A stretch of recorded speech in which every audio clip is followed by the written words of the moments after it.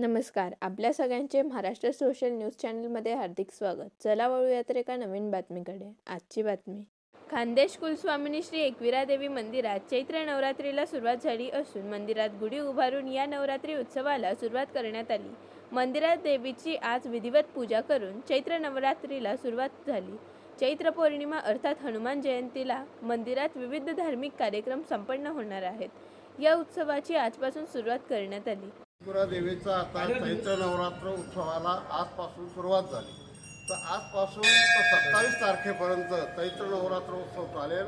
या चैत्र उत्सवानिमित्ताने आज आणि गुढीपाडवा 9 वर्षानिमित्ताने आई भगवतीची पालखीची सुरुवात झाली.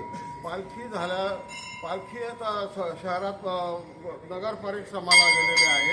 त्याचप्रमाणे दरवर्षी गुढीपाडव्याला भाविक आणि भक्तगण यांच्याकडून गुढी उभारली जाते. गुढी उभारण्यात आली आहे आणि नंतर आता आज कळस पूजा आणि ध्वजारोहण दरवर्षाला मंदिराच्या होणाऱ्या दरवर्षाच्या कार्यक्रमाच्या निमित्ताने ध्वजारोहण या ठिकाणी करण्यात येत आहे.